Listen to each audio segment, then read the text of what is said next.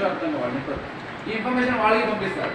చూడండి ఇలా గుంటుపల్లిలో వీళ్ళు ఈ వస్తువులు చేస్తున్నారు, మంచిగా ఉంటే వచ్చి కొనుక్కోవచ్చు, మీరు ఒక ఇన్ఫర్మేషన్ పెడుతుంది వాళ్ళు. అప్పుడు నేను వాళ్ళని ఇన్వైట్ చేసి ఇక్కడ ఎగ్జిబిషన్ పెట్టినప్పుడు వాళ్ళు కూడా మీతో కొలాబరేట్ అయ్యే అవకాశం ఉంది. సో ఈ రైస్ సెంటర్ ద్వారా ఏదైతే ఈరోజు ఏమి చేయని వాళ్ళు ఏదో ఒకటి చేయాలి, ఏదో ఒకటి చేస్తున్న వాళ్ళు కొంచెం మంచిగా చేయాలి, మంచిగా చేస్తున్న వాళ్ళు డబల్ ట్రిబల్ ఎదగాలి.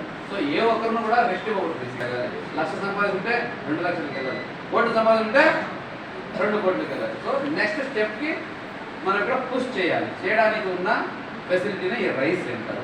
కాబట్టి మీరు మీ పిల్లలు కూడా తీసుకొచ్చి ఈ సెంటర్లో ఒకసారి విజిట్ చేయండి, చూడండి. మీకు ఏం కావాలని చెప్పిన కూడా మాతో ఇప్పుడు నేను చెప్పింది ఏంటంటే నా ఆలోచన ప్రకారం ఇది చేద్దాం అనుకుంటున్నాను.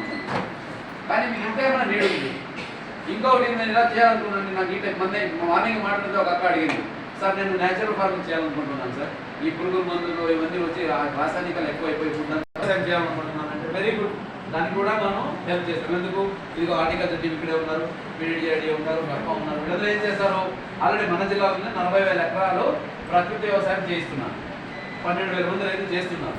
వాళ్ళకి కూడా మార్కెట్ లింకేజ్ కొంచెం సమస్య ఉంటే దాన్ని కూడా టైప్ చేస్తున్నారు. మీకు అదే ఆసక్తి ఉంటే మీరు అది కూడా ఇక్కడి నుంచి తీసుకెళ్ళచ్చు.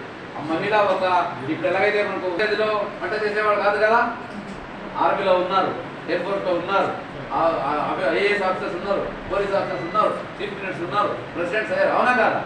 కాబట్టి అన్ని రకాలు ఆలోచిస్తున్నారు. కాబట్టి మహిళలు ఏం చేయాలనుకున్నా కూడా చేయించడానికి సపోర్ట్ చేయడానికి ఉన్న సెంటర్ రైస్ సెంటర్.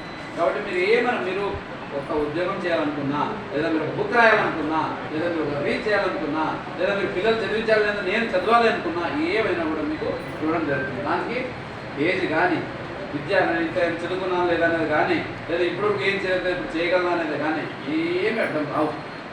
ఒకటే ఉండాలి, ఆసక్తి.